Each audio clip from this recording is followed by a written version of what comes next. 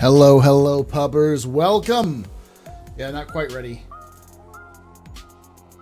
Just got everything pulled up.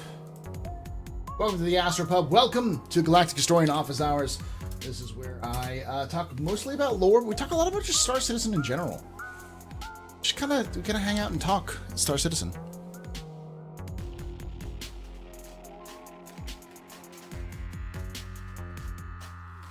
Stay safe there, Mr. Yeager. Yeah, to answer your question about do I think the Vandal War could influence future updates? For sure, 100%. Right now, Star Citizen doesn't involve anywhere near the Vandal conflict. So people are like, oh, a Vandal invasion is going to happen. It's like, nah, it's not going to happen in Stanton. Not in Stanton. Unless there's some crazy thing happen. It's just too far on the other side of the Empire. But as they started expanding out towards that direction in terms of systems, yeah, for sure. Hey, Harry. Yeah, this sucks for those of you guys in Europe, but this is kind of like my normal streaming schedule, so those of you who miss this, that's the reason why I put it on YouTube. I haven't put the last couple ones on YouTube just because they weren't good. So definitely wanted it to be a little bit more good, as it were.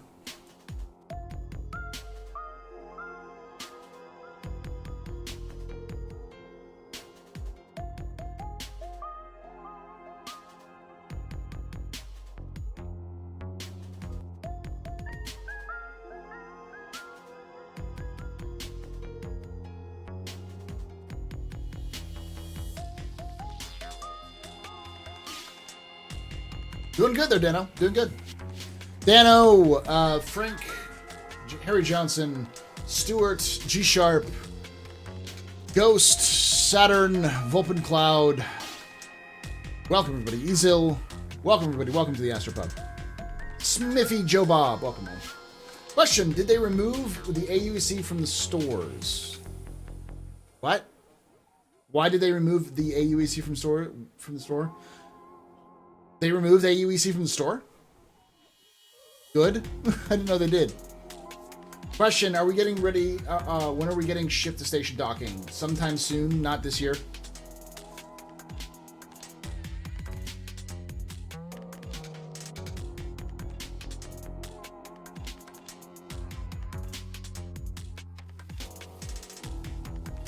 Can't see my face? I know. I haven't moved into the bar yet. Now you should be able to. Why are you so obsessed with my face there, move again?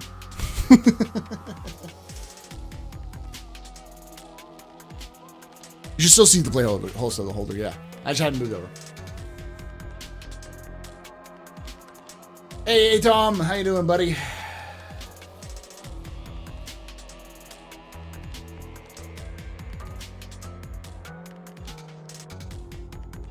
Scruffy pub. I have to shave and get a haircut here shortly.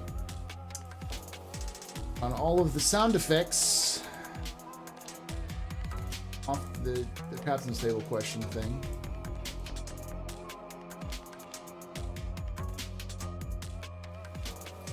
Ew.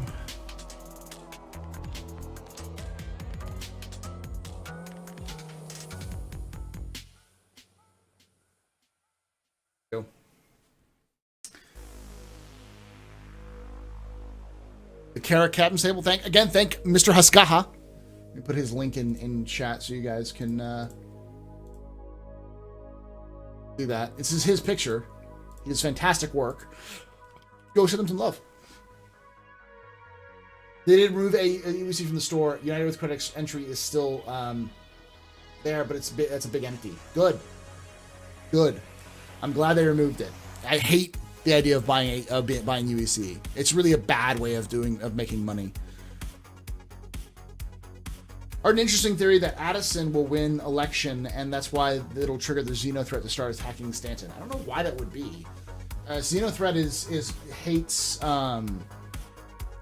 everything. They don't need an excuse. It'd be the first time I heard about them refactoring the store. I'm glad they would be. I know they did some overhauls with the they was doing some work on the website, which is good. But I assume that has to do with CitizenCon. Not to shit on Turbulent, but the website's still a mess and has been for years. It needs to be simple and easy, and it's not. A lot of things need to be simple and easy, and they're not. And the reason why they are, I have no idea. It actually hurts them in the long run, you know, financially, I think. But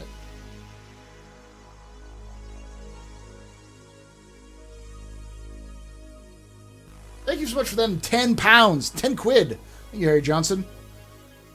Give me a tenner. I lived in the UK for very little, and I was very, very small. So I don't... I just make those jokes. Here you go, sir. From one gentleman to another. Thank you, sir. Actually, let me get my... Do I have my hat? It's somewhere. I don't have my hat. I don't have my gentleman's hat. Otherwise, I would tip my hat. Barcelona!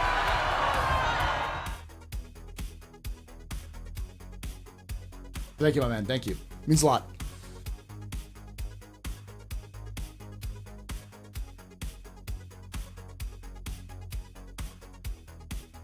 One of those things, it's like, am I doing this right? Are people actually watching? Do people enjoy this content? There's just all one person with a bot who's just fucking with me? Is this a real? Is this just...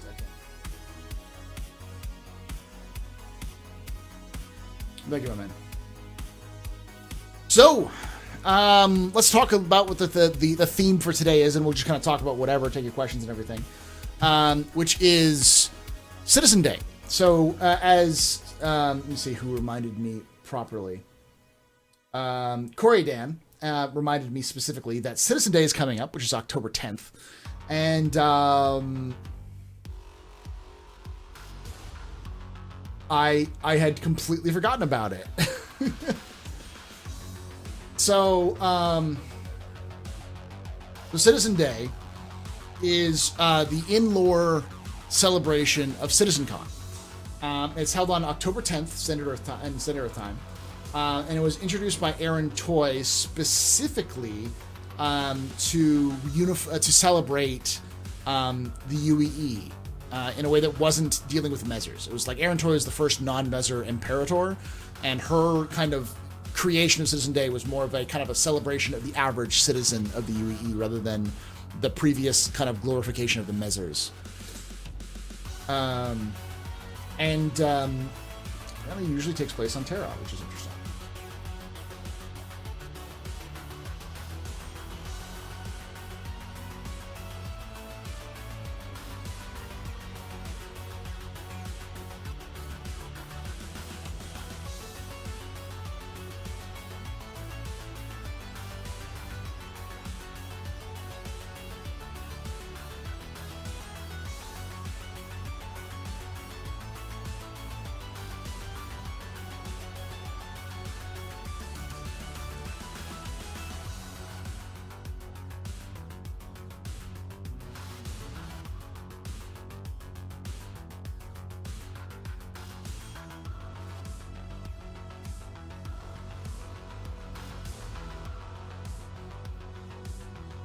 All right. All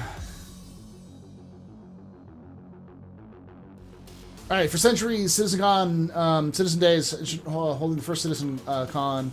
When the governments of Earth first introduced the modern concept of citizenship in the 22nd century, Citizen Day followed soon after as a way of celebrating civic responsibility. It would also become a day on which new citizens were sworn in. For hundreds of years, it was mostly a bank holiday in which would get the day off of work and children would be reminded of the importance of achieving citizenship. However, that would change under the Mezzer regime, when Galen Mezzer, generally credited with creating the modern elaborate version of the holiday in 2734.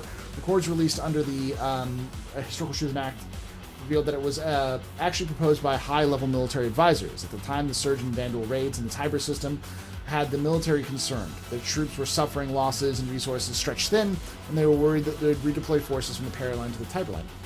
I messed up. That's interesting.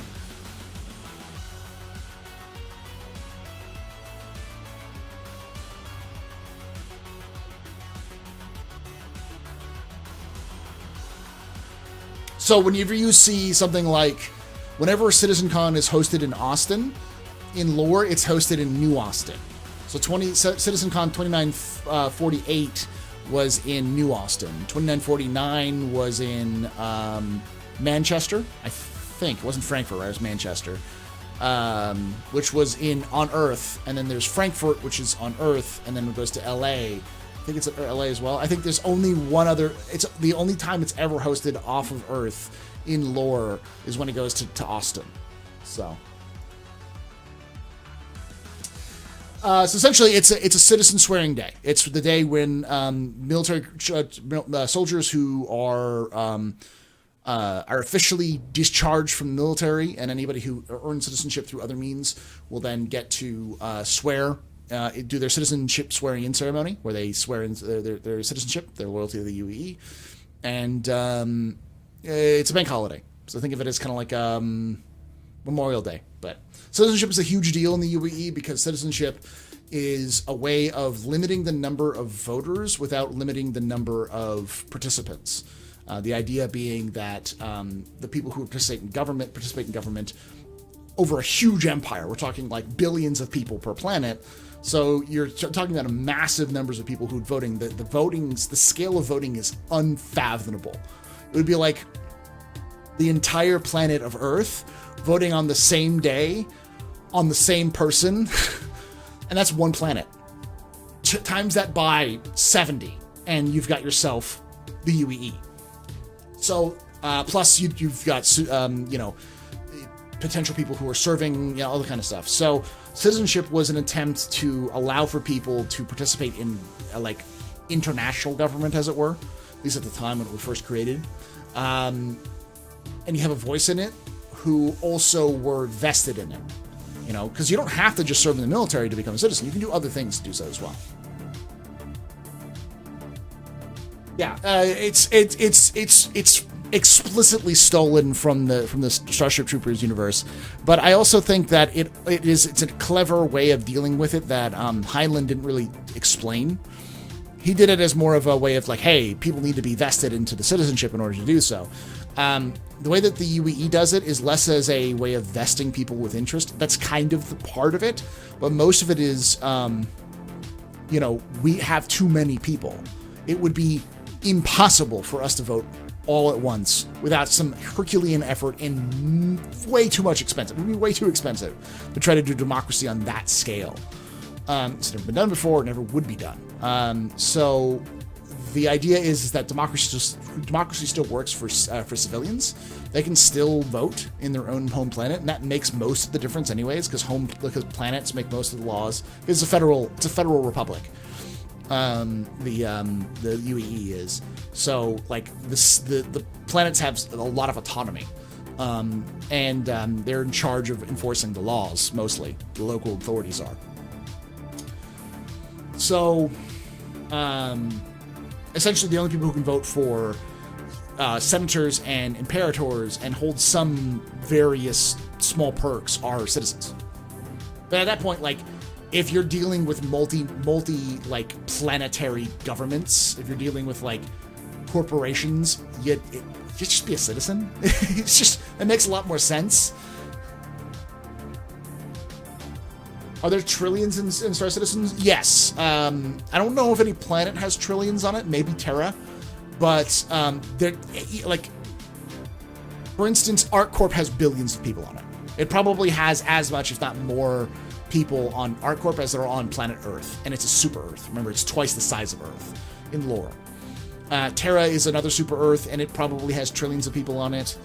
Magnus probably has billions, at least a billion on it. Most of the major industrial planets, most of the developed planets, have between a billion or multiple billions. So...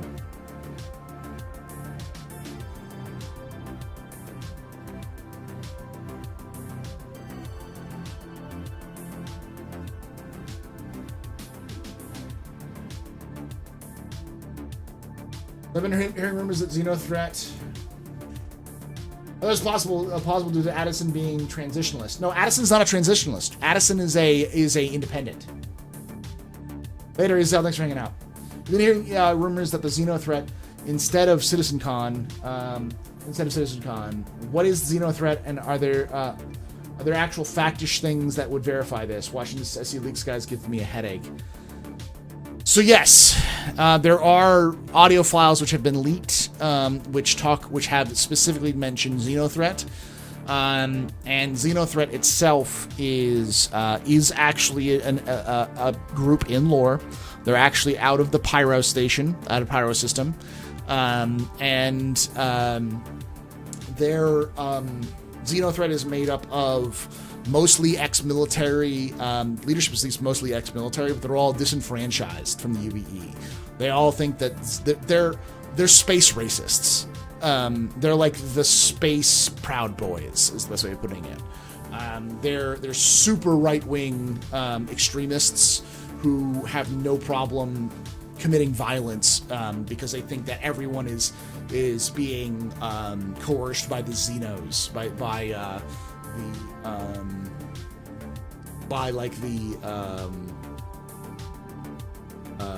the Xi'an or the Banu. So.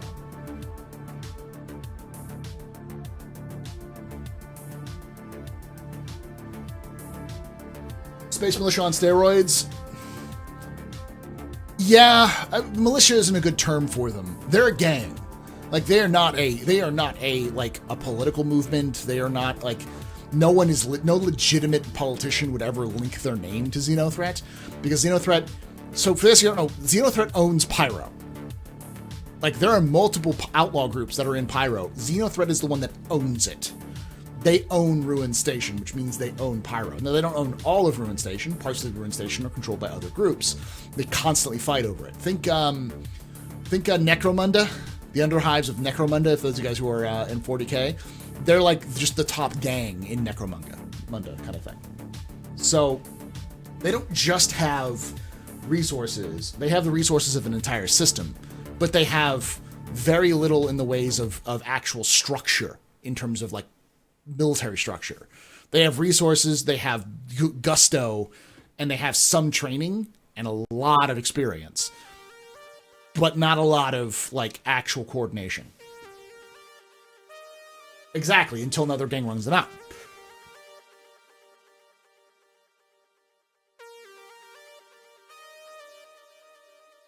Perseon, I haven't looked into them. There's a lot of like other pirate groups which have been kind of hinted at in some of the jump points, but they haven't really gone over quite yet. No problem, man.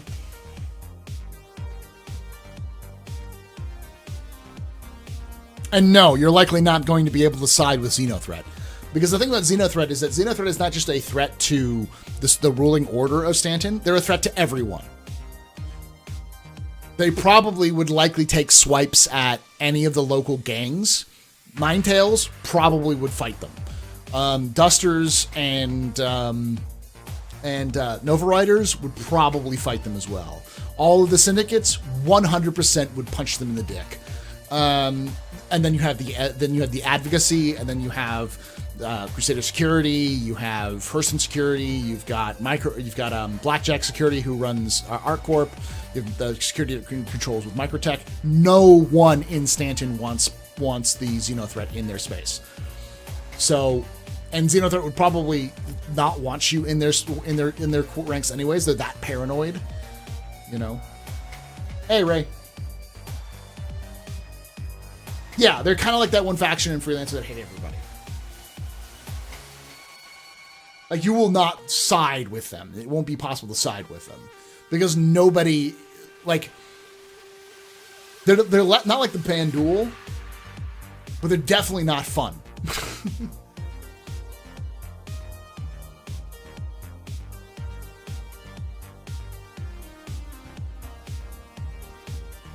How you guys doing?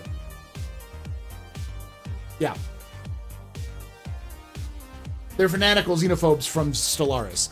They're fanatical xenophobes from Stellaris that are also the what is the Stellaris, the outlaw kingdoms, where they have like a powerful base and they have a powerful fleet, but that's once you get it high enough, you can just run them out of business.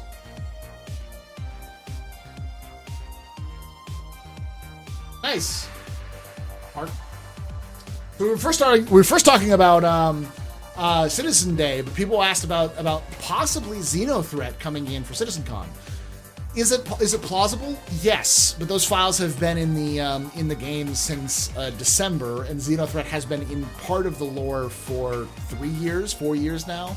We've known that XenoThreat has the controlled Ruin Station and Pyro system for a long time. So XenoThreat is a in-lore group. The files, the files for the XenoThreat attack have been leaked many times before, in various different formats. So it's definitely something they're planning on. In terms of actual timing, I don't know. Maybe they might be getting close. Bandit Kingdoms from BattleTech, yeah, something like that.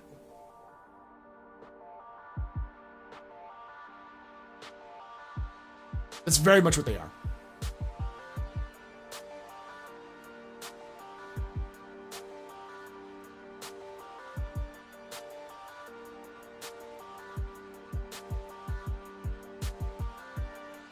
Okay, so I don't know if they would destroy PO. Everyone says they're going to destroy Port Olisar, but what people don't remember is that you could hear the XenoThreat warnings not just in Port Olisar, you could hear them in other places as well. So Port Olisar might be a target. I don't know if the original plan was to destroy Port Olisar. I think at the most what you would get is the conflict around Port Olisar would specifically center around XenoThreat, which would make sense if they got rid of the Armistice Zones. They want players and XenoThreat to go after one another. Because you'd have to, if they destroy Port Olisar would have to have damage states, and they'd also have to destroy it on every single server, which is weird because they wouldn't have XenoThreat on every single server. It would likely be something like they attack Port Olisar and Port Olisar is destroyed off screen and replaced, but we don't know. Question: do the Vandal really have a concept of formal war like we do, or do they just have what they see as a rivalry with humanity because we defended ourselves from when they tried to take our planets? If the latter is the case, why is Bishop's speech without victory is literally disabling the Vandal from fighting anymore at all? There will be no survival when they give up, since they will not give up until forced to. So you have to understand that the speech that Bishop was giving was essentially a ripped-off speech from Churchill, which is a direct reference to Churchill's speeches about that, using that exact same language. That was the allusion. The UEE is Britain and the Vandal the Nazis. But so it's just them stealing it. But in reality, we know that the Vandal are a threat to more than just humanity. We know they've attacked the Xi'an and they've attacked the Banu. But we don't really see the Banu losing systems to the Vandal, and neither do we see the Xi'an losing systems to the Vandal. Only humanity. A lot of it had to do with the fact that humanity didn't really take it as a serious threat, and didn't really formulate a way of stopping the Vandal. Whereas the other species seem to have.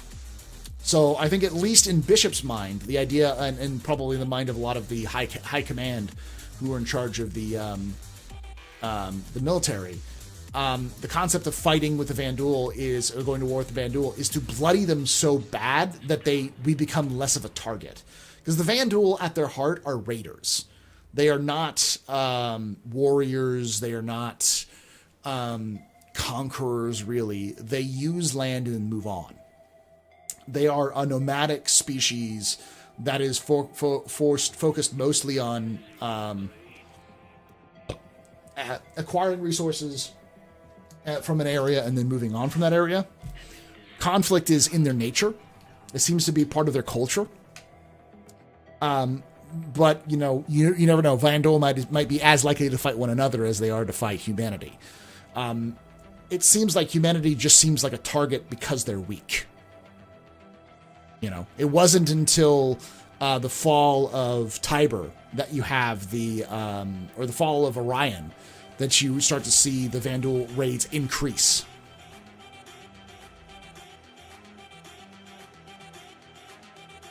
We don't know.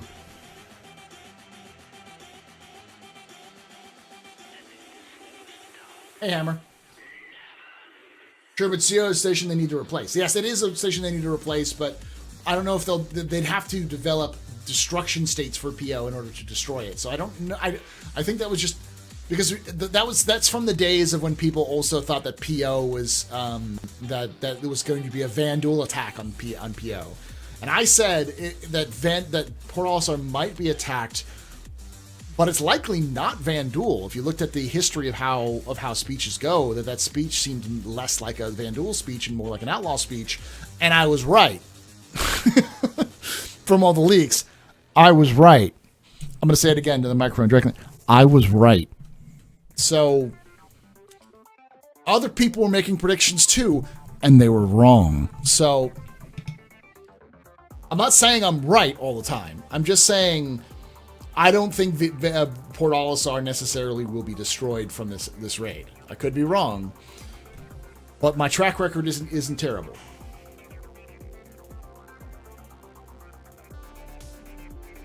This is Instruction for GOST. Nice, man. Do you think the Endeavor will be available during DigiCon? Yeah, probably. Khan Mongols. The Khan and the Mongols actually settled in controlled areas. It's less Khan and Mongols and more the Huns.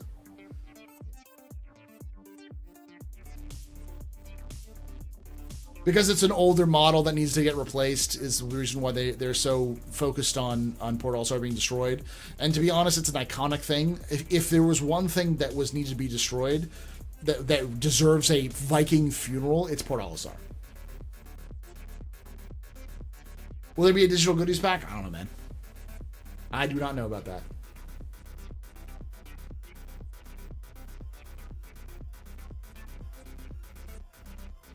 Just saying, I love my glaive.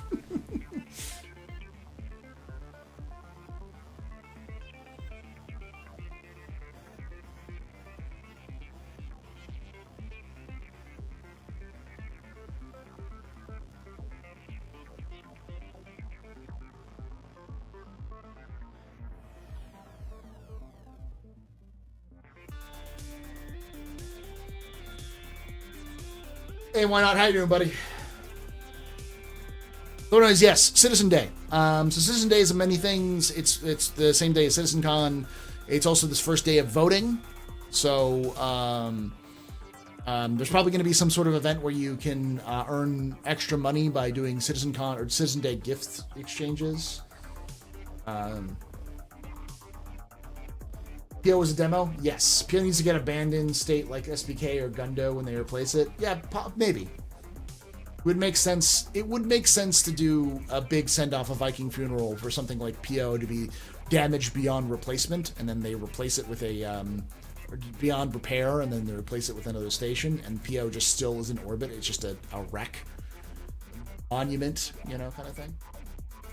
But yeah, it was a demo. The only issue with Port Olisar is that Port Olisar is using old assets, and those old assets take up a lot of information, and that's the one thing that the servers streamline. So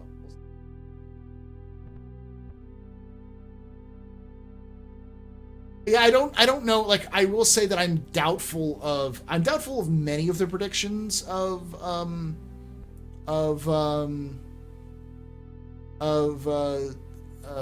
SE leaks, like the idea that Pyro's going to be released with 312. It's like, yeah, no, I don't think so. It just doesn't seem to work in terms of CIG mentality, nor does it seem to work in terms of technology where they're at. And the idea that XenoThreat could come in at 311, it's probably one of the things they planned on doing, but, best laid plans, like, because that the XenoThreat attack involves an Idris, and I doubt they would involve the Idris in such a big event if you couldn't kill it. And that's the reason why they didn't put the Idris in, like, whatever, 3.8 or 3.7, whatever the heck mission they were going to put it in, because it just didn't fit right. They needed to get more balance with it.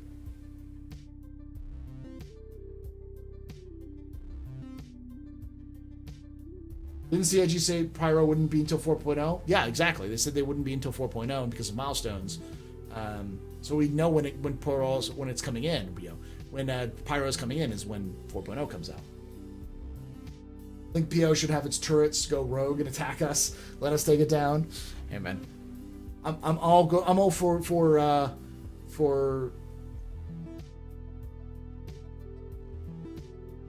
I mean, because spoilers, knowledge. Oh, the reason why I mean, like, they had the Idris mission in destroying the Idris mission in one of the ETFs, one of the Evocati patches, and then they decided to pull it out before it went to PTU because they wanted to rework it. And I'm sure one of the major reasons has to do with having the balance right. They even said that the balance wasn't quite right, because they don't want to make the Idris mission too tough, because then it buffs up the fact that, like, oh, the Idris is super important. But they also don't want to make it so weak that people just go, well, fuck it, I'm gonna melt my Idris by javelin because it's so garbage. So they want to make it sort of the first time people encounter an Idris is like it feels right, and it didn't feel right. I did finally get my shirt. Thank you, Perky. It came into the new house. I haven't been able to get back to it.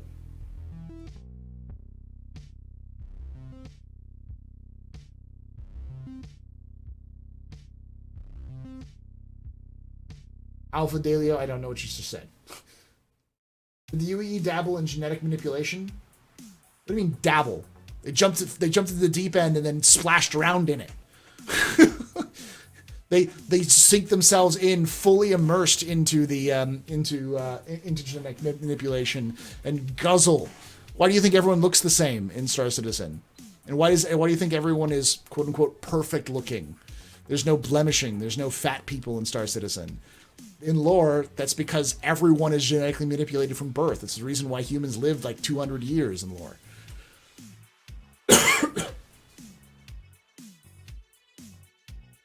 Because I'm always sassy with you, Knowledge. You just bring out the sass in me.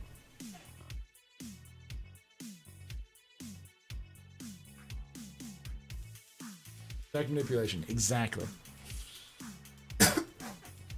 Hands of blue. Hmm? They've even written into lore the fact that you can people will intentionally blemish themselves to make themselves more unique, because ugliness is now in style. It is in vogue because everyone's been perfect for so long.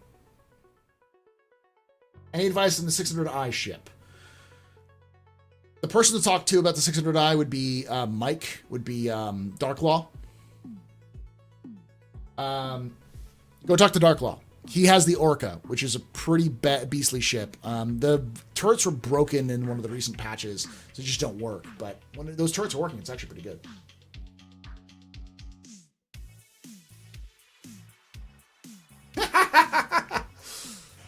Which Imperator candidate do you think has the best union/working man's cred? Not clear to me. All of them fit the bill. Working man's cred? I mean, let's be honest. The Imperator doesn't usually care about the working man, because the Imperator's job is to appeal to citizens, not to civilians. And citizens, generally speaking, are going to be on the upper middle class bent rather than the labor side of things. Though honestly, it's probably Mirnago. Because Mirnago is the one who's pushing for the dissolving of, for basically trying to dissolve the citizen program. So there's no longer a division between citizens and civilians, that everyone is the same. Which would probably be the best option.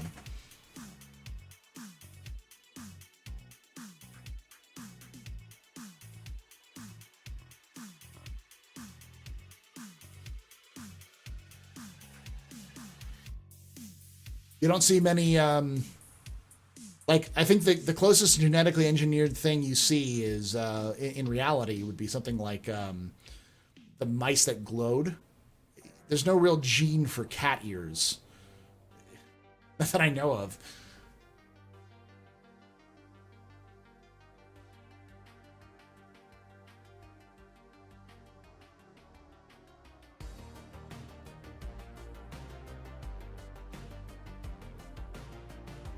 Though in reality, it's because we're not all weebs. There's Smithy. You dirty weeb. The future, they've eliminated all anime. There is no anime in Star Citizen. None! Except for those silly fools at Aegis who built that, built the Redeemer.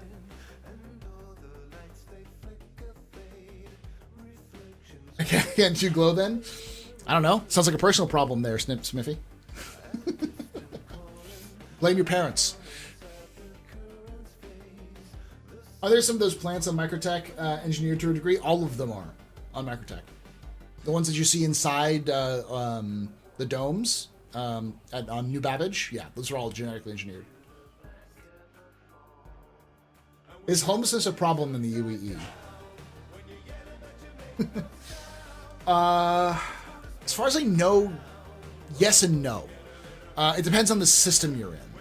A lot of frontier planets don't really have homelessness because they can't afford to.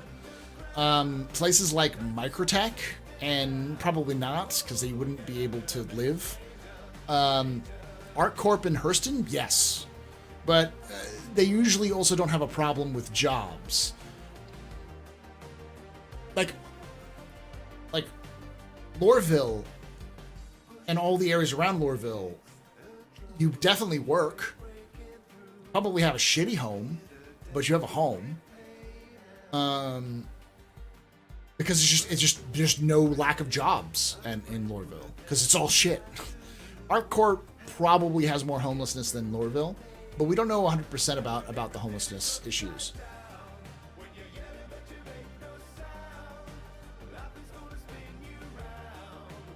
Yeah, those aren't really homeless camps, Raven, as much as they're worker camps. Makes a little no sense, I know, but they're homes. I think the closest example would be to look at how black-skinned, darker-skinned South Africans often lived in the slums of Johannesburg. That, like, they'd have a home, but the home would be, like, made out of sheet metal. It's technically a roof. But would it be a home by anyone's standards? Nah, it's a shack, really. Like, in terms of, like, American understanding of homelessness, I don't think that really exists. It's just different.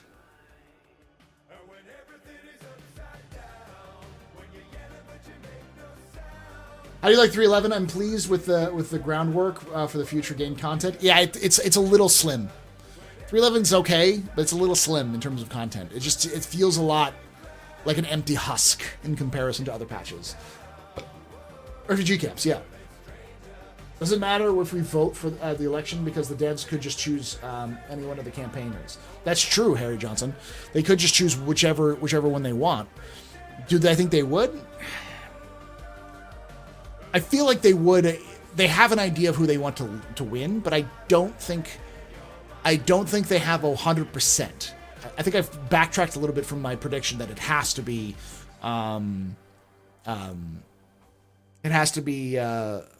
Costigan.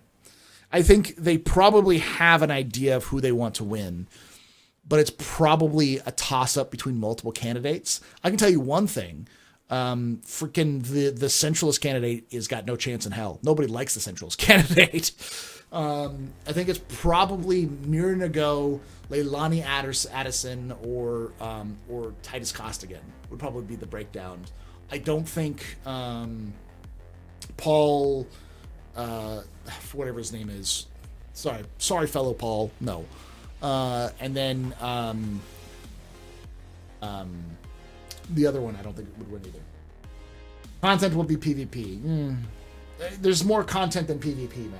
The game is not just a PvP game.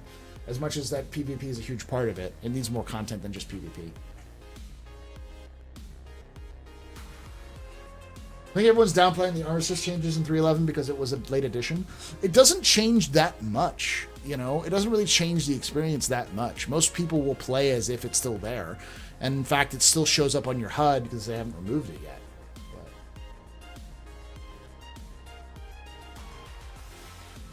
LaSalle, thank you, Paul LaSalle. Banu should run for president. Banu could run for Imperator only if the Banu was a citizen. And there's nothing that stops the Banu from becoming a citizen. There's plenty of Tavaran citizens.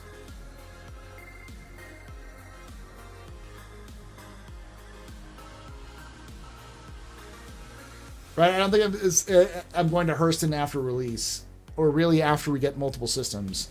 I think Hurston will be a valuable place for very specific reasons. I feel like Hurston will likely be a good place for people for very specific jobs, very specific types of jobs.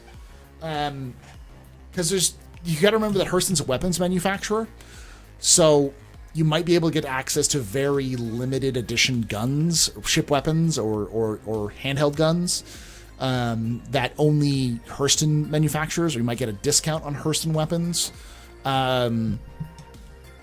Experimental weapons that Hurston makes. So there's definitely some advantages for working for Hurston. And there's probably some advantages on telling Hurston to go fuck themselves. Playing with, the rebels like Malo X Bonum, or any of the other anti-Hurston factions that exist on Hurston.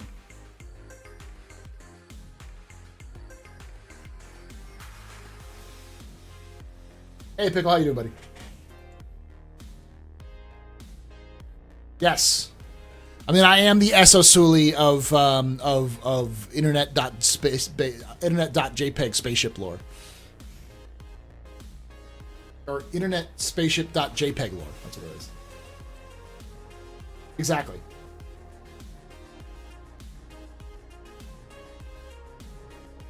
And I agree, Ghost. I think if they allowed people to vote, they would weigh the votes evenly. I mean, they probably had an idea that they wanted Suj Kosi to win for the senator race, but I think he won with a landslide because the idea of having a Tavaran senator was an interesting concept to most citizens, and it really has played out really well. I think it fits really well within the lore as a narrative device because he's effectively a minority candidate. I mean, the Tavaran is a stand-in for a lot of minority groups like Native Americans or African Americans or, just insert minority group here for the Star Citizen lore team. And, they serve as like a mirror to in many ways. And sci-fi does that a lot. Oh, wait. Sorry, my phone's going off. And so having Suj Kosi explain the perspective of the Tavaran in the UAE is refreshing because there's a lot of speeches he's made to the Senate being like, y'all don't understand. Like, to you, the Cabal system is just like an interesting fascination. To Tavaran, it's our history. It's our history that was lost. It was destroyed. It was stolen from us by the Mezzers. So... Lixon CFC asks, how's multi-crew gameplay going to work? What do you think CIG has in mind? Well, I think the best way of explaining what multi-crew gameplay would look like is to look at other multi-crew games right now. And the best one is probably Pulsar. That or Barotrava. And my guess is you'll likely have the engineer in charge of managing power. The engineer will be in charge of routing power from to and fro places as well as fixing the ship. You'd probably have someone on sensors. You'd probably have someone who's doing weapons targeting or, just hopping in a turret. You'd probably also have someone doing shield. Basically, they're making it so there's not just like one role. There's multiple things that people can do, and sometimes one person can do multiple roles. But if you split it up, it becomes more efficient. That's the reason why if you look at consoles from like co-pilot seats, you have access to everything but the pilot. The idea being like anyone can manipulate shields or manipulate power. Then when you start adding in things like subcomponents and repair, then you start dealing with like on-the-fly repair, as well as the different damage systems and such like that. So.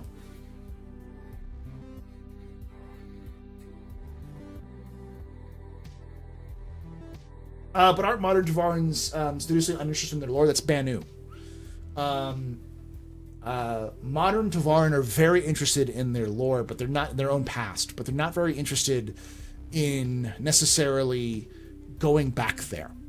They want to learn about it because many of them don't know about it. They grow up being Tavaran and they look at the history books and see that the Tavaran are the bad guys of history. But they don't understand what that means. They don't even understand why the Tavaran attacked humanity.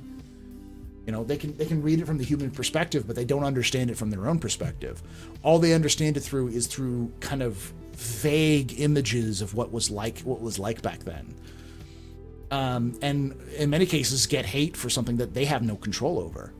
So, like, most of them don't like Bajora. Like, they wouldn't probably practice Bajora, even if they knew what it was, because they saw what kind of pain it caused their people, as well as what kind of destruction it caused to the rest of the galaxy. But most of them are probably interested a little bit in knowing what it was like. What was it like to have when your species was in control of your own world, when you were in power? That's interesting. That's fascinating. But may not be something that they necessarily want to ape, but understand. That's kind of how I get what I get from Suj Kosi's kind of discussions about things like the Cabal system.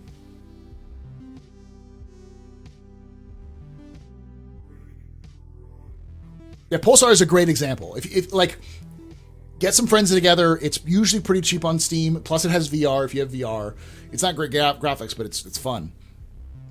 Sit down with 3 or 4 friends and play Pulsar, and you'll get what I mean. Like, that is like a must. Like, if anyone from CIG is watching, and you're in the team or you know the team who's supposed to be doing multi-crew, force them to play 17 hours of Pulsar. At least 17 hours of Pulsar. Okay, and then you will understand a little bit about what makes multi-crew fun. Can alien species speak English? Yes. and we can speak other alien species languages. Not always the best, but like the Banu have a hard time with English. But what? There's a question for SC Live. Who is it for? Everything's going good there, Doss. How you doing, man?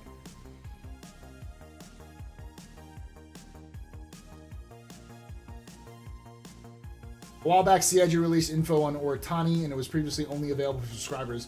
Is there any other lore stuff that hasn't been officially released to all the backers? Yes. Yes. You want me to go over it? Here, let me go over. This is the reason why I subscribe. It's the only reason why I subscribe. Because there's a lot of stuff that's hidden behind a paywall. Like, for instance, all of the lore behind Crusader was hidden behind a paywall when I made my my Crusader lore piece. I had to like go through a lot of like paid stuff to get that out there, and I was a little concerned because I thought CIG might try to shoot it down because it was all behind Jump Point, but they didn't seem to mind. So, but like all of the stuff I did on the Idris and the Carrick, all that lore is stuck behind Jump Point. Okay, here's the September Jump Point. They don't really have one. They have one on the. They have it on the Thorshoe Gray. Plus, about being able to wear the surplus Tavaran War uniform, Navy uniform.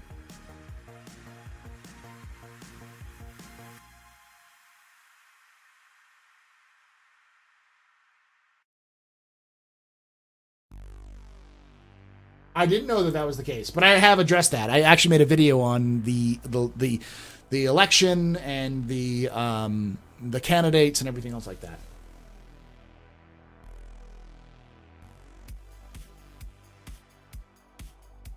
This is like out of indigenous cultures in North America with the imposed destruction of their cultural practices. Pretty horrific stuff that was happening here in Canada, even up to the 90s with residential schools. Mm-hmm. That's essentially what the Tavaran are kind of like a representation of.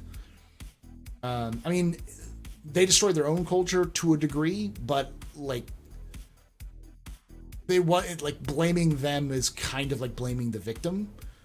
It was a two-way street. They lost the Second Tavaran War, so they decided to just kill themselves. But not all of them did, and a lot of them got persecuted just because they were Tavaran, not necessarily because they agreed with everybody. So the narrative team is talking about the Imperator election. Yeah, as I said, I did a video on it. I don't know. I can submit a question. I don't know if any of y'all will vote it. I don't even know what question I'd have other than, will you let us vote? You know, that would be my biggest question. Will you let us vote for the Imperator? Because for me personally, I don't care. Like a lot of those there'll be some interesting stuff about it, but I feel like they did a good job of explaining it. And the way I know that the lore team works, they don't want to be the ultimate. This is not 40K. This is not Star Wars. This is not Star Trek. This is Star Citizen. And the way that lore works in Star Citizen is not dictated upon high by some writer or some person who is just telling you how canon it works. The way that Star Citizen lore works is by you changing it. So that's the reason why there is so much loose ends in lore. There's some groundwork, but a lot of stuff is left unfinished, stories left untold, and that has a lot to do with the players getting involved. Most of the stuff in there is just kind of black background fluff. Like, for instance, Gemini was founded by a Tavaran. By a human and a Tavaran, both homeless street rats who were worked together to survive on the streets, and it just turned out that the Tavaran had a knack for engineering. And, while he would develop stuff they could sell, his human partner, she would be the businessman and sell the products.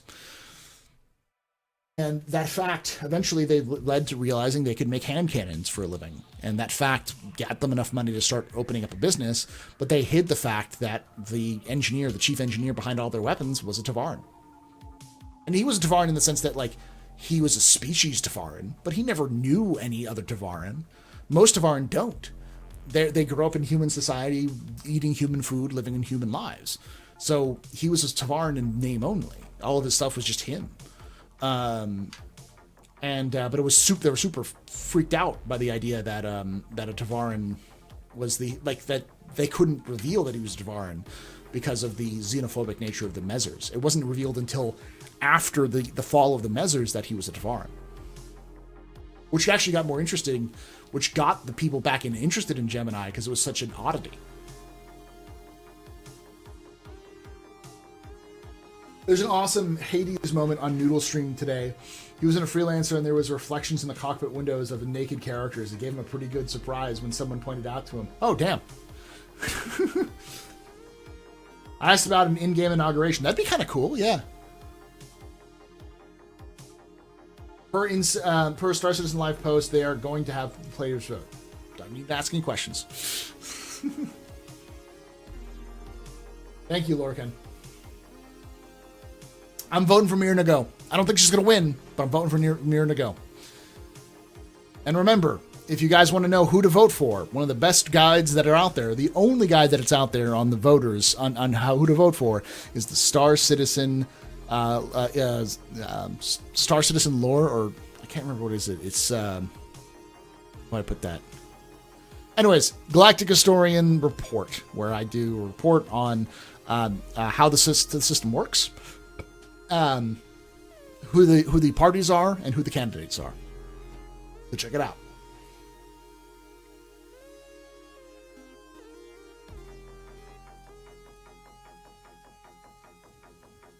I'm not shameless in my plug. It's my show. Hi, welcome to Galactic Historian Office Hours. I'm going to talk about the stuff I've already made that you should be watching. Spared no expense. Exactly.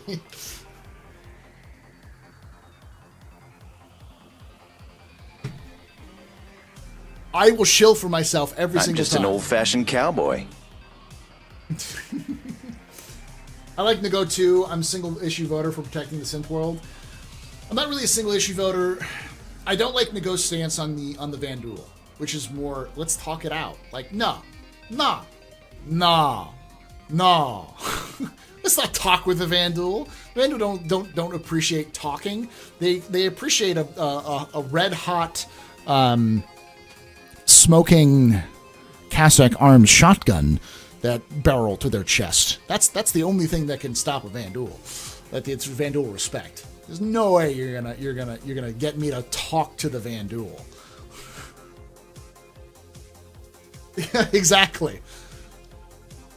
You can't end this war. This isn't a war. This is a fight for survival. You don't negotiate with the Vanduul. You make sure that they're running from you. That's my only issue with Mir Nago. Everything else I like about her.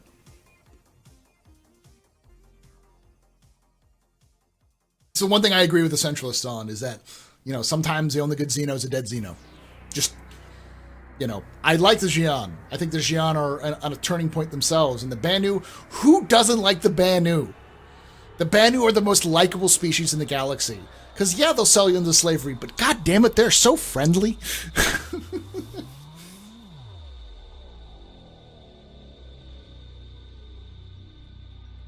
Even the Vanduul like the Banu.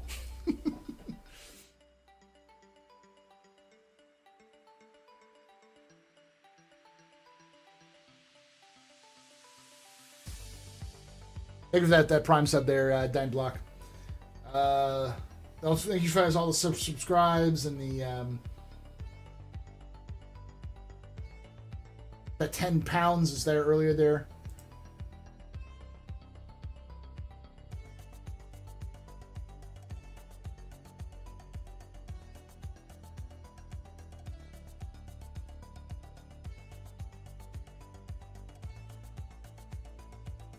Harry Johnson, thank you for that £10. 10 Great British pounds. Great Britain pounds. Vanduul are humans' sworn enemy, but how about the other aliens, like the Banu, Xi'an, Kurthok, and Tavaran? Do they betray us? Not really. Tavaran are actually citizens. A lot of them, probably not the largest population, but one of the largest populations of the Tavaran lives in their old home world of Elysian. I think they called it Jalan. It was, or it's the homeworld is Jalan, the system is Elysium. No. Yes. I think that's what it is. And a lot of them are citizens. A lot of them fight for the UAE. In fact, one of the senators from their homeworld is actually a Tavaran, who Suchkosi, who's actually a Navy veteran, Army veteran who then joined up with the Navy. So he's a grunt who then became a Navy pilot, a Navy aviator. And in fact, is still in the Navy. He's in the Naval Reserves. So during his election, when he was running for office, he had to do his month or his week service for the reserves. And a lot of people said, "Oh, this is an election stunt," and he's just like, "No, I have to. It's not my fault that my time in service comes about the same time as my election, same as my campaign." And what he did for the Navy up until recently was check the buoys along the border between Vanduul and human space, which is an incredibly dangerous job. From what I can gather, he's a Vanguard pilot. So you guys, you Vanguard pilots out there, you better like Suchkosi, is all I'm gonna say. He understands your problems. That or Gladius, one of the two. Can I give you directions to planet Amazonia? Yeah, it's through Vanduul space. Can't miss it. Oh, Eddie Van Halen died? That sucks. Yeah, wait until the election of 2960 when Suchkosi runs for Imperator. Woo, boy! Talk about some problems. To the first Tavaran Imperator.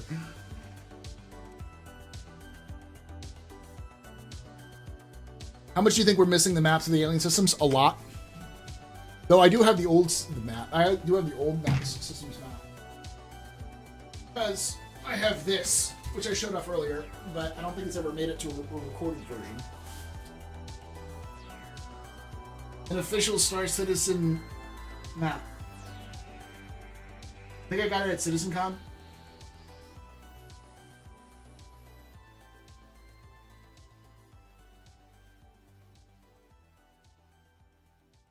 I have to hang it up, but...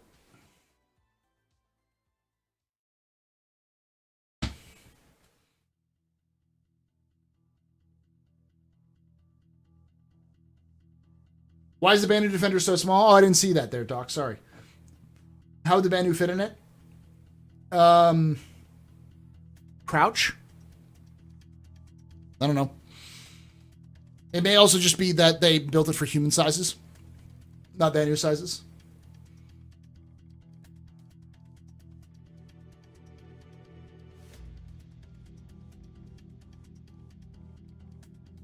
We'd almost be in beta by 2960. Yes, Miles. I know, almost. I know. I'm an optimist that we'll be in beta by 2960 by 2020 by 2030.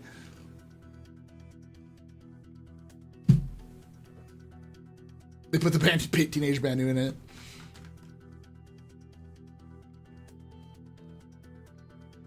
Likely, the reason why is because the one that humans use, the ones that they sell to humanity are human sized. Yeah, for sure. Banu merchantmen. So here's the thing about Banu merchantmen. The thing you got to understand is that a Banu merchantman is something that's passed down from generation to generation, but it's not like they don't make them. They do make them. They make them all the time. It's just a matter of like which version you have. So the idea of humans buying a Banu merchantman isn't a crazy idea, and it would be crazy for this Banu not to sell. It'd be crazy for them not to sell to humans because it's got a kind of a legendary profile amongst humanity as being like this traveling bazaar, this traveling market, as it were, which is appealing. So the Banu will sell it to anybody. But I guarantee you that it'll be human-sized. Good morning there, Boo.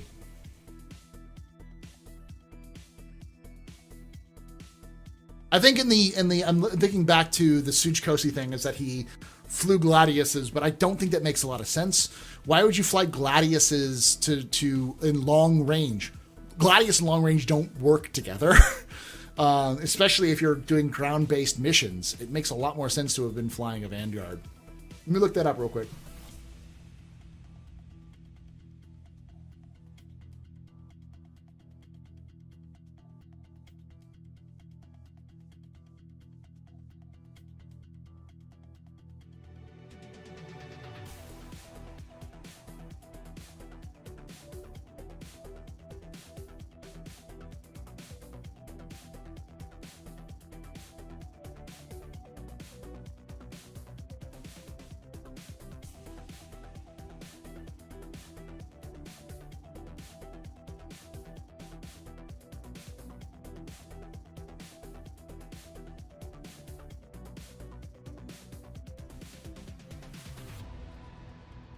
They never actually mentioned what he was flying.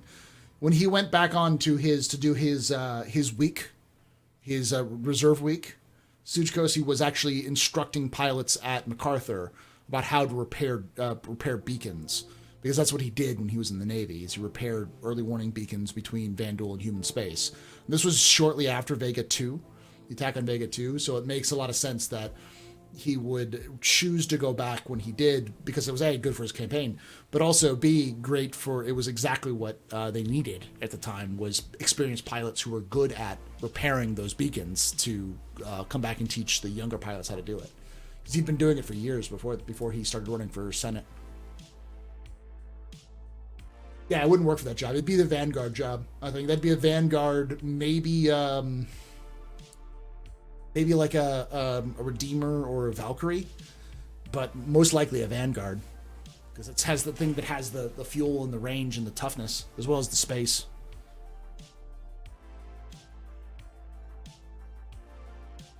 No, because it's combat repairs. So, I mean, it might be a Vulcan, it might be, but more than likely, we're talking about, like, maintenance, checking to see if there's anything broken. So, less, like, repairs that needs to be done on the space, on like, right away, and more like, hey, I've got my tool, or hey, we need to get a Vulcan to come out here now, kind of thing. Inspection rather than repair. Maybe spot weld here or there, but, like, is this broken?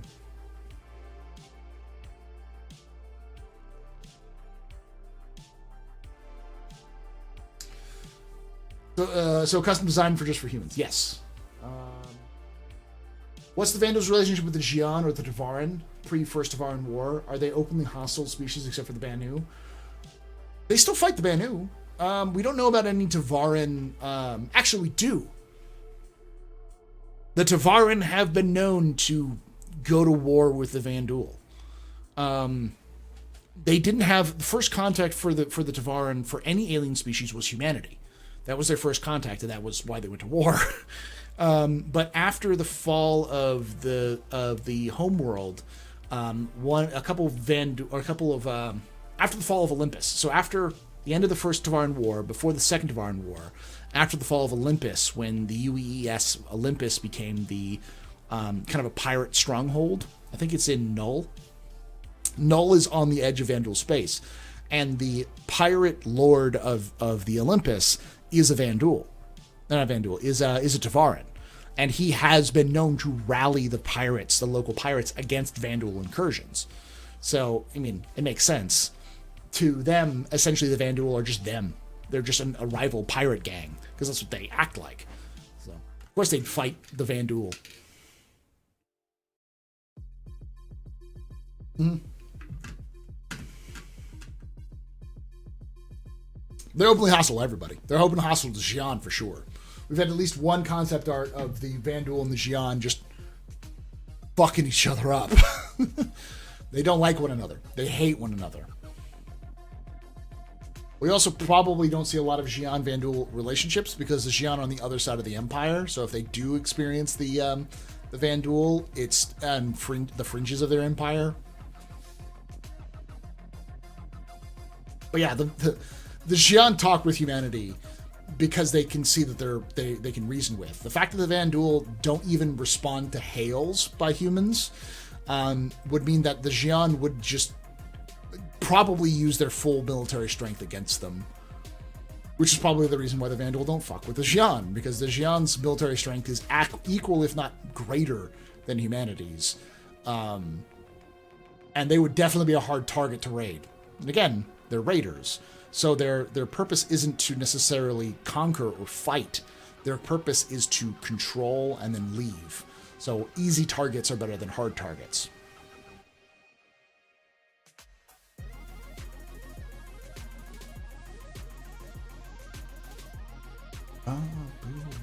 Welcome to the office hours. If you're just watching this, hi, I'm Paul. This is where we talk about lore, Star Citizen in general, and other stuff every so often. But it's kind of like I'm your space bartender at the end of Twitch, your host, and your professor.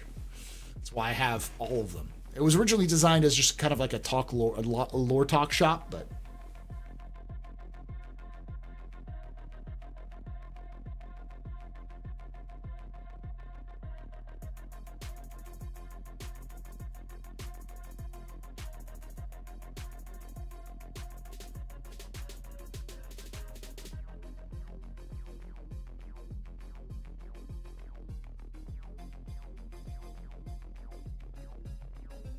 Oh, I didn't know that. Suchikosi also was a Medal of Valor recipient.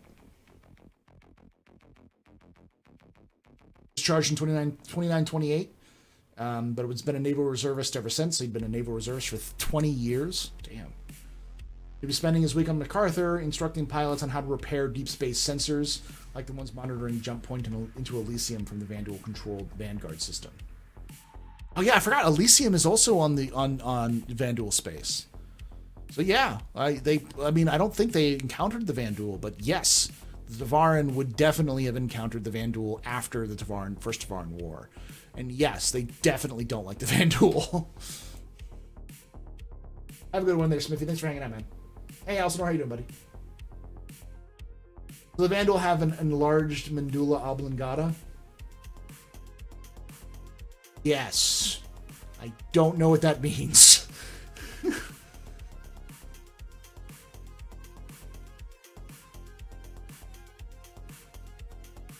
They got a big head.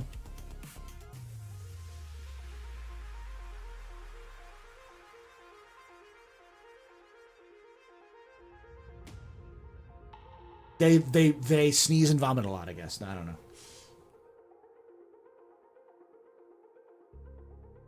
Got all those teeth and no toothbrush, yeah. Water buoy reference. Yes, 100% is a reference to water buoys. But there are early warning beacons that are placed along the jump points from Vanduul to human space that have been there for 100 years. Some of them have literally been there for a century. And at this point, most outlaws and, like, Vanduul know how to disable them before they trigger them. In fact, fun story, Castak Arms got in trouble because Castak Arms was started as a Vega specific, not corporation, but like it was run by the government of one of the Vega 2 actually owned Castak Arms, and members of Castak Arms were caught disabling buoys, early warning buoys from the Vanduul systems to Vega, intentionally to try to drive up sales, and they were about to get shut down. But then at an 11th hour kind of turnaround, they sold to a private company, so they couldn't get shut down by the government. But they totally got caught with their hand in the cookie jar trying to drum up sales. That's why I love Castak. They are unabashedly corrupt.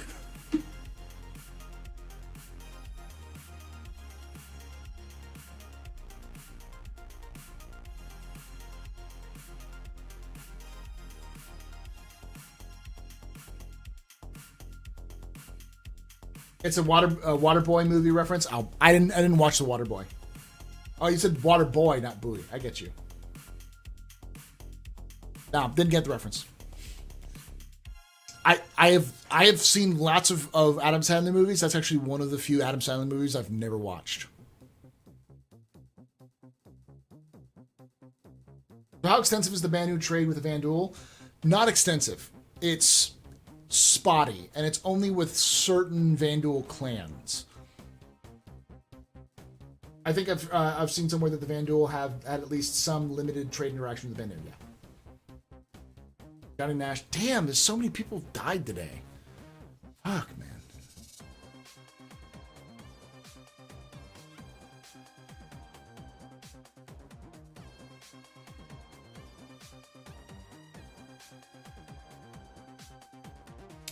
Spread the love you guys get a chance to. That's actually a link to the schedule, which I'll probably start doing. Let's spread it around what we're planning on doing. We'll be streaming, for those of you guys who are watching this YouTube later, on YouTube right now even, we do streams on Twitch Wednesdays, Thursdays, Fridays, and Saturdays. Tomorrow we'll be doing some more Star Wars Squadrons, so if you're interested in seeing what the game's like, come and join us there. Or if you want to hang out and do a squad with us, come join us. And then on Thursday and Friday we'll do some more Star Citizen specifically, and then on Saturday we do our tabletop RPG called TSMR. We do a different science fiction kind of tabletop every season. So this season is currently, we're doing Star Wars Edge of the Empire. So we're doing a Star Wars series run by Jake Acapella from the Relay Station. I'm in it. I'm playing in it. Then we've got Atomic Zero, who plays a character in it. Then Papa Dolvac and Darsh all play characters in it too. After that, of course, we've got Captain's Table, which we've got Seer the Sixth this week, and there's another one who I'm blanking on who asked me years ago, or months ago, I should say. It's been 2020, so yeah, years ago in 2020 time, to if they could be on. I said yes, the 10th, and I'm blanking on who that was. I never put it down in paper, so I definitely remember they were coming in, so it'll be interesting.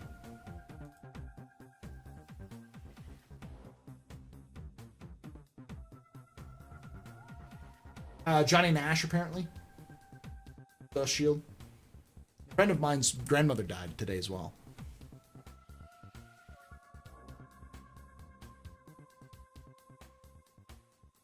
Rough day for death.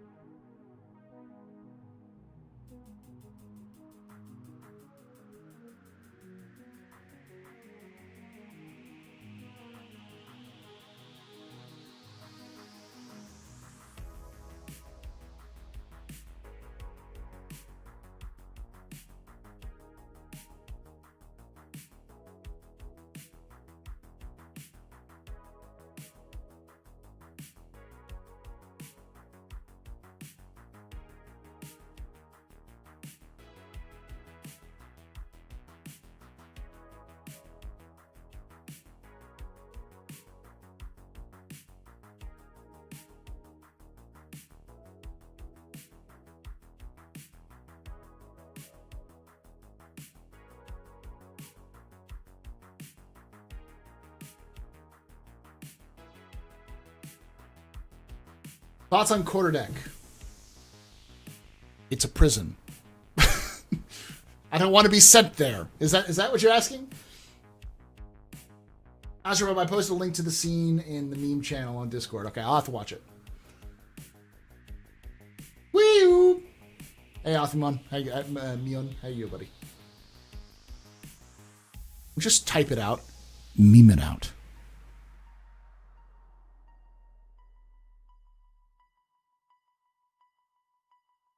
Right, what else is going? What are you talking about? Hey, what else is going on? What do you mean? Am I forgetting something? Damn it, Althimon.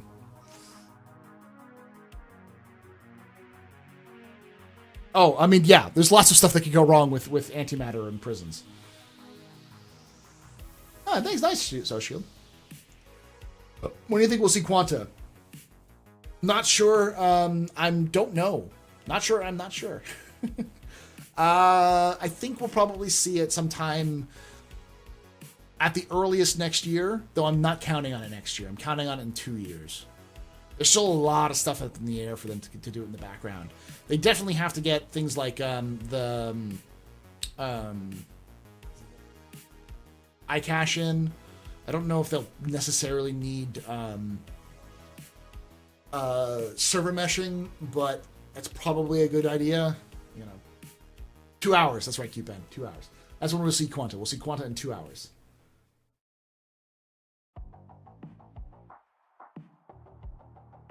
I saw they're thinking maybe just for fuel prices, possibly Christmas next year. Oh, maybe. Oh yeah. They said they're going to tier it in. That they were going to tier in some of the aspects. Yes, 2 hours. That's when Squadron Pursuit's coming out. So in 2021, maybe. Yeah. I mean, they've got a long way to go. There's a lot of stuff they can work on other than Quanta.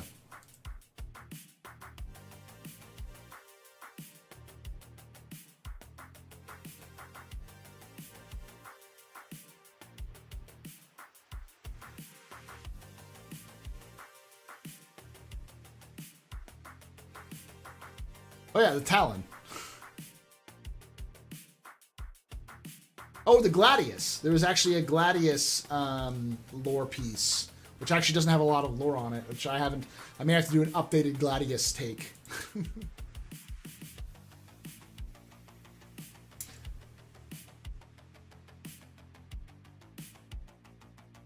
I love that Ghost game. I want to play it, but I need people to play it with. Phantasmagoria. Which is weird because Midnight Ghost Hunt was another game that I'd been in beta for an alpha for, but I don't think you can stream it yet. And that's a really fun game where you play the ghost, and then everyone else plays the trying to catch you kind of thing. Just me getting sick of origin ships. I like origin ships, but I think the reason why they're coming out it's like when they had nothing but Aegis coming out. They just finished the style guide, so they're pushing them all out. We got like the 890 last year. We got the 300 rework last year. We got the 600 before that. I mean, this is the first Origin ship that's been released this year.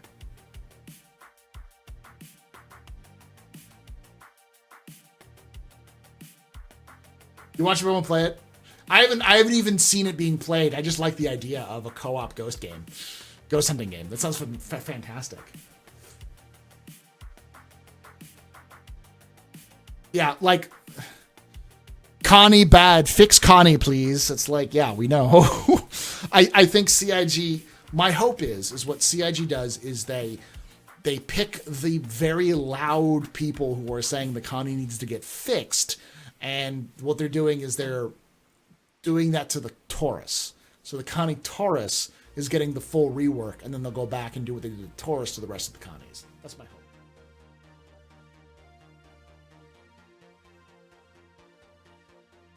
Wait until they finish the Crusader style guide. Yeah, they almost are with the Star Runner. When the Star Runner's done, that's the style guide because they're already working on the Hercules at the same time. Do you think there'll be room for to walk in smuggling vents of the MSR, or do we have to crawl? Probably have to crawl. Probably have to crawl on the MSR.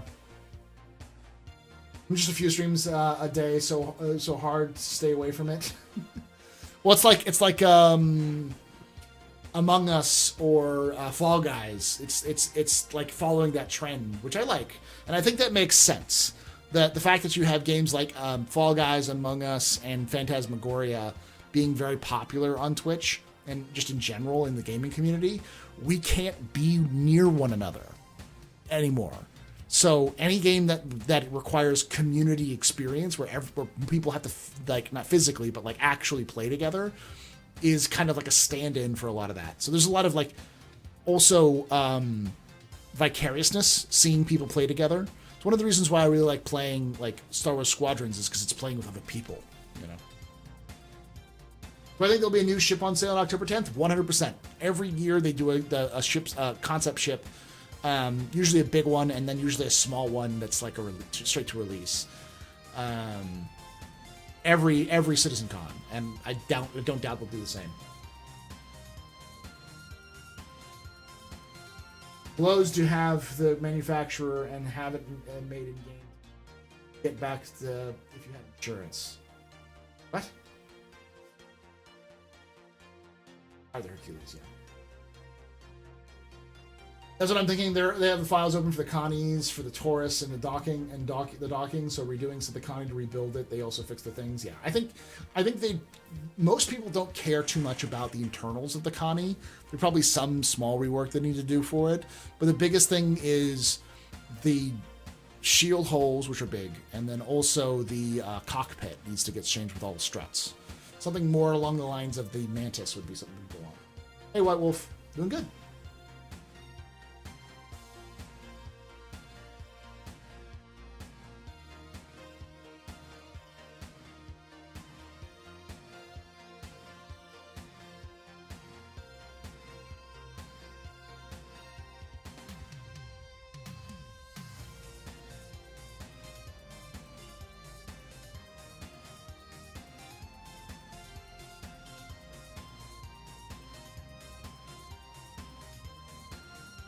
Give back my Taurus! Yeah.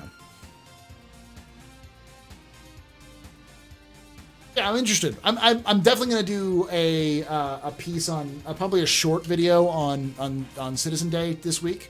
I've got too many things. All right, so here's the plans for Galactic Historian. So I've got my spooktacular Halloween special, which is going to happen. I'm going to be trying to do this week.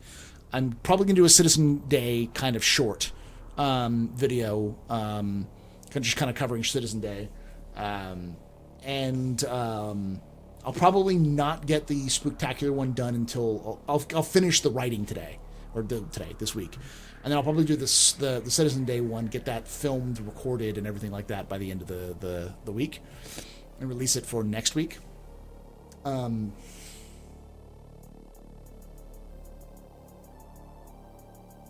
Shit, I gotta get it out by Saturday. I gotta get it out this week. It'll be out tomorrow. No, it'll be out tomorrow. No, Thursday. I'll get it out by Thursday, for sure.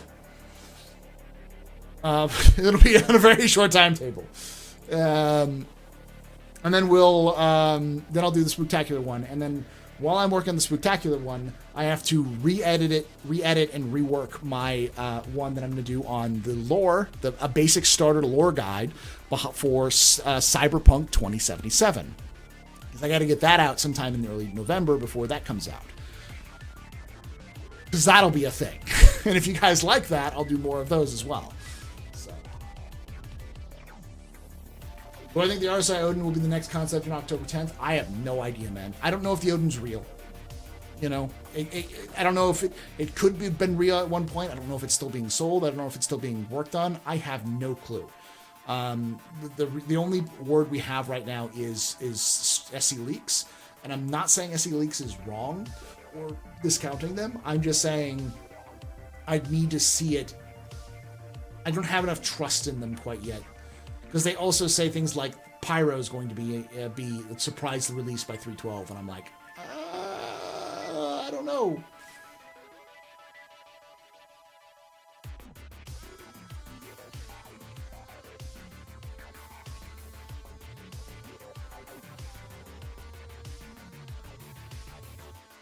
It might be a concept ship release. I don't know.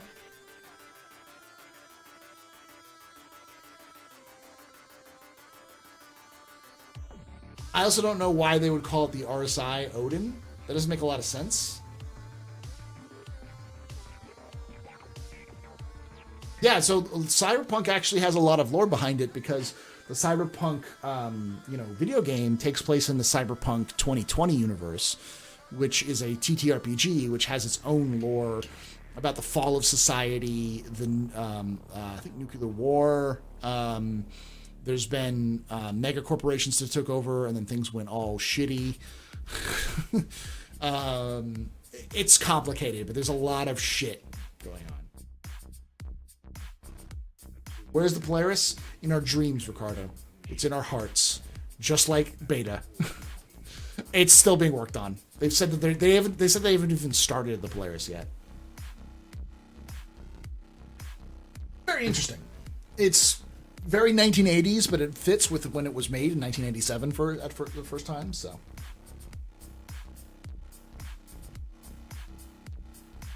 Like Johnny Silverhand, the guy who is played by Keanu Reeves, is an actual character that was in the Cyberpunk lore. He was a rocker boy. Rocker boy is a class in Cyberpunk, which are kind of like the bards of Cyberpunk. They're all about societal change through music, and they have a lot of like underground appeal. And most of their powers and most of their moves are based off of like their singing abilities. And they're like, you can be a rocker boy, not sing or do music. It's just essentially being a punk. Like it's the 1980s, 90s punk kind of like fuck society kind of thing.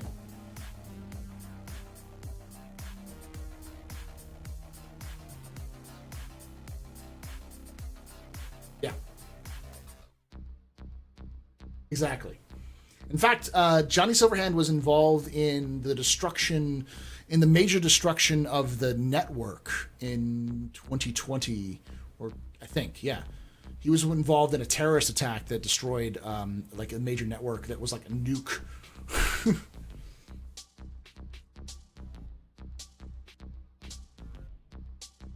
I know they are. They're coming out with Cyberpunk, right? They've been testing it for a bit. But it's done by the same guy who did the original one. I can't remember his name. Mike. I can't remember him, but I remember him because I take one look at him and I'm like, I remember you because I grew up like my local game store was where he went to all the time. I think I met him a couple of times, but I didn't ever realize who he was. People like would talk with him about it, but Mike Pondsmith, thank you.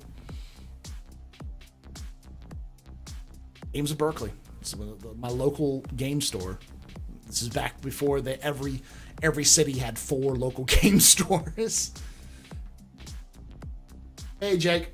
Speak of the devil, Jake is actually going to be helping me out with that one because he has a book that talks a lot about the updated lore for 2077. So we were talking about. I was talking about how I was going to do a lore primer for Cyberpunk for people who don't know about it. In fact, for those of you who are fans of Neural Nexus Zero, I'm going to probably play my character Dr. James Dunn, the Ripper Doc, which is kind of a character, kind of a class in Cyberpunk, like a cyberware kind of installer.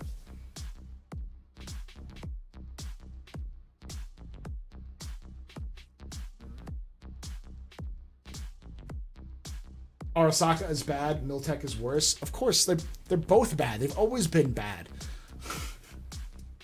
Miltech has always been terrible. It's been a while since I looked into it. Let me look at my script because I wrote a script for it a long time ago, back before a lot of the new stuff was updated.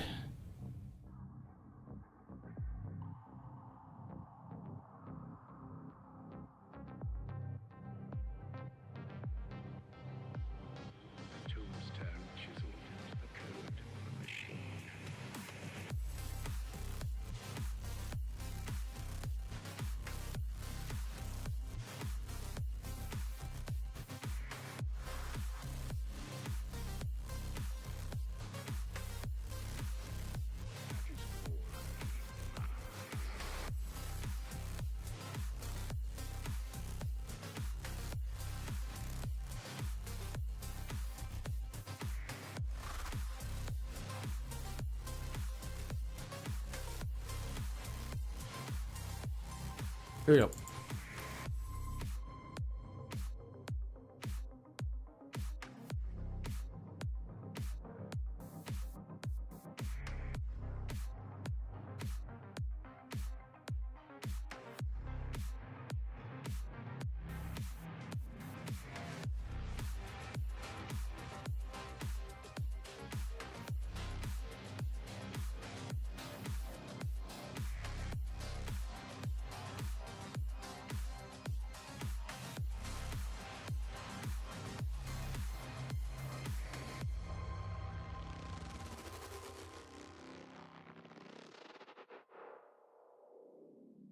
sworn I had it around here.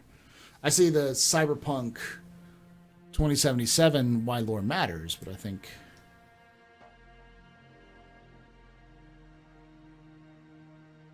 short for that.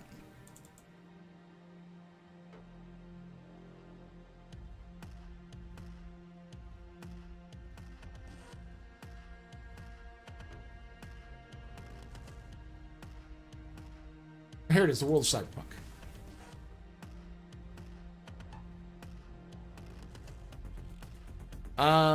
Okay. 1989, elements of several government agencies grew dissatisfied with the President of the United States, and CIA, NSC, FBI, DEA, Gang of Four. Later, in 1999, a businessman named Richard Knight had a dream of a utopian city of the future. He was dissatisfied with managing corporate construction company of Halsey, Ferris, and Knight. He broke off from the company to create Knight International. The company's sole goal was to construct this new city around the Del Coronado Bay of Central California, which is a stand-in for the Bay Area. The world starts to shear apart during the slide into chaos and uncertainty-fueled development of speculative technologies as a means to combat ever-changing world. This was known as the Collapse, a key period in time to the understanding of the future of the Cyberpunk universe. Much of the tech would lead to the cybernetic future of 2077, first developed during this time. A single-stage to-orbit spaceplane called the Hermes was built, giving cheap access to space and its resources. First self-sustaining arcology, a massive building which functions in the city, a city unto itself, was built in New Jersey. Gasoline replacement technologies called CHOOH2, made from modified wheat. Finally, researchers out of Stanford created the first viable artificial muscles.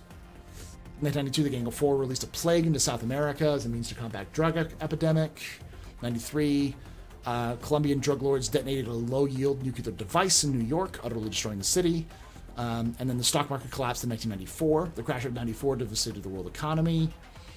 And people lost everything. Many people became known as nomads, families of motor gangs that prowled the U.S. roads trying to survive. These gangs quickly became de facto ruling class of much of the country.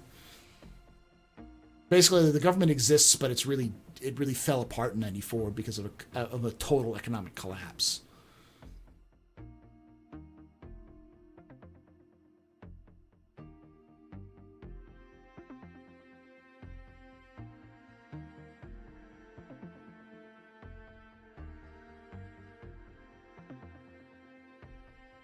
Pronounced Chutu. Yeah.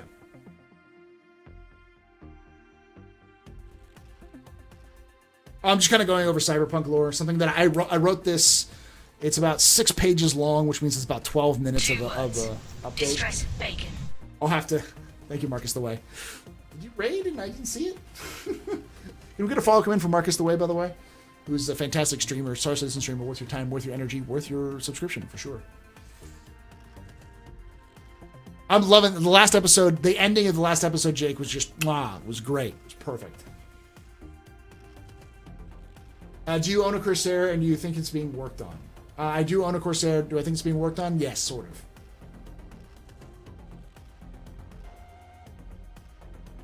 Just roll for unfucked. Essentially, yeah. Yeah, let me give you permission.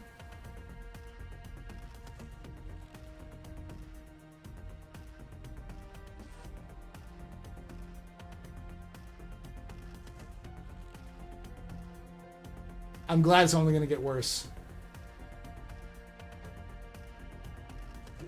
Awesome.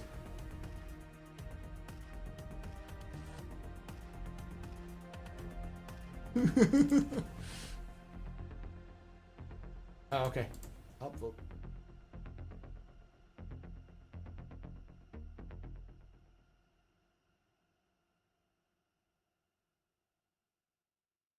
Drum. I don't know what that song was, though. Sorry, Sushi. Yeah, basically what happened was the Gang of Four took over the United States in 94.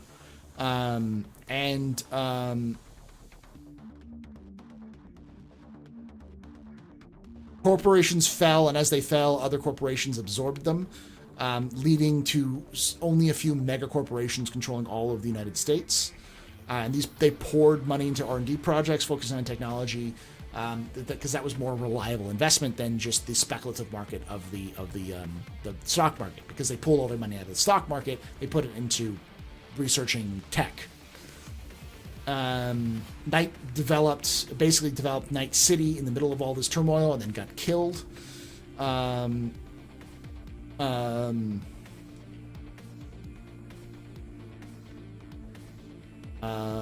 Eventually, the Gang of Four was brought down in 2008, and the new government tried to rebuild the country, but it was devastated. So they adopted what was called the Eurodollar, the equivalent of the euro in our modern universe. So it was the Eurodollar, or ED, I think is what its nickname is. Is the currency. So the United States uses the euro in the Cyberpunk universe. Eddies, thank you, Eddies. I knew that there was a nickname for him. I couldn't remember exactly. The Mafia ran Night City for many years, but in 2009, mega corporations that helped build the city decided it was too valuable. What began was the Mob War. And as cybernetically enhanced assassins from corporations fought against gangsters of the city. That sounds like a badass thing. Eventually, the corporations were successful in driving the gangs into what were called the combat zones. And these are the slums of Night City. And the higher you go up in the city, the more affluent you are. The lower you are in the city, the more you are living in the filth. Then you have the Netrunners, who are specialized hackers. You have the Rocker Boys, who try to change people. You've got techies, who make machines for civilians. Then you've got the Solos, who are like bruisers. Let's see. Then you've got the Nomads, who are like Mad Max. And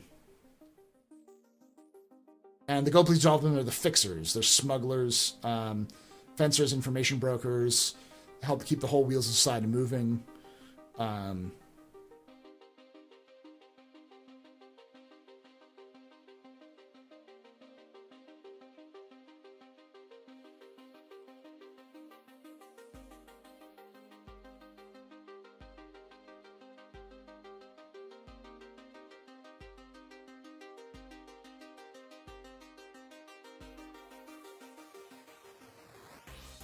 The gangs have changed in terms of what they are, but in terms of the types of gangs that exist, I don't know if I should push. It'd be a long ass video to do all of the gangs of Night City in a video, but I will probably. Johnny Silverhand's lore is very interesting. Yes. I mean, the Solo. Everybody and his dog calls himself an outlaw. Yep. The Solo, the Rocker Boy, the Netrunner, the Techie, and the Fixer are all the classes of the Cyberpunk universe. And while you can be any class, in Cyberpunk 2077, it's like a fluid class, so you can choose which things you put into. You can go Solo, which just means you punch things. You can go Netrunner, which means you can hack, or you can go, I think, Techie is the last one, where it lets you kind of like do other things. There might be goes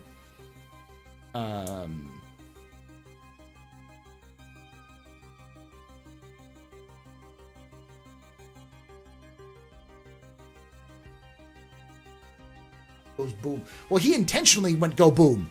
He was the one who tried to kill what was it? Not Miltech.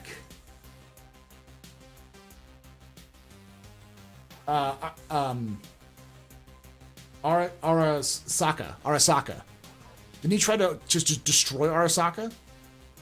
Yeah, Arasaka. Yeah, he tried to destroy it, which destroyed the net. It destroyed the net in 2020. So it basically destroyed the only connection that Night City had to the outside world. Yeah. And it's pretty easy to tell why Johnny Silverhand's showing up in 2077. It's because he's not real. He's a VI or an artificial construct that's in the net that's stuck in your brain. Sorry, we're talking about lore, not Star Citizen lore, but Cyberpunk lore, which I will do a video on, which you will see, and Jake's going to help me out on that. And I might have to do multiple videos, just because there's a lot of lore to pump in there. The story of Johnny Silverhand, the story of the gangs of Cyberpunk, the corporations of Cyberpunk. This is just going to be. I'll probably make this into kind of like just a lore. There's lots of lore to the game, and that's not even considering what you're going to find out in the game as things develop.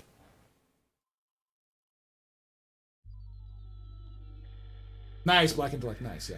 Netwatch, yeah. Do I think Cyberpunk will have Synthwave's music? Does the Pope shit in the woods? Of course it will.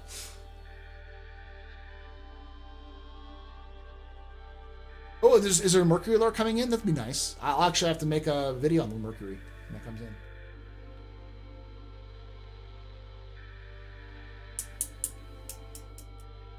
Is that, well, that's the question. You can choose your background. I think, isn't one of the background choices for 2077 is being a nomad, or is that your standard background as V, is your nomad? That makes a lot of sense, too. I'm kind of interested in streaming both of them. Before I continue going on gushing about Cyberpunk 2077 lore, Star Citizen lore is awesome. I do a lot of videos on it, but like I'm saying, I've got a lot of fucking lore videos to do in the next couple of weeks. So, I might have to cancel a stream or two here and there, but we'll get it done. We'll get it done. So you'll see one on Citizen Day this week. You'll see one on the spooky Star Citizen one about the mysteries of the verse, 3 mysteries, what I'm calling the verse's unresolved mysteries, if in the style of unsolved mysteries from the 90s. And then we'll do a one on Cyberpunk, and then after that I'll probably do one on back to some museum ones. So. But I'm going to have Jake help me out because he's got a big-ass book of lore. That'll be nice. And like I said, for those of you guys who watched the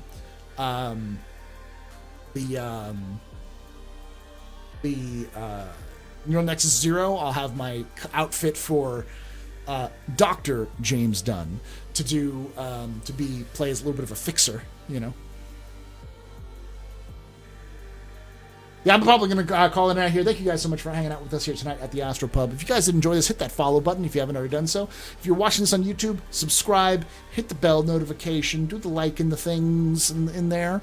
And make sure you guys are following us here at twitch.tv/theastropub. And if you're watching us on the Astropub's Twitch, follow us on youtube.com/theastropub for all sorts of lore videos. And it's where we post if you miss our Captain's Table updates, it's there. Do some highlights here and there as well. So check it out, guys. Thank you guys again. Love your faces. Like I say every time, hope to see you guys again soon. But if I don't, hope to see you someday in the black. For those of you Galactic Historian fans, remember. Not that. Ex Historia ad Astra. Later, y'all.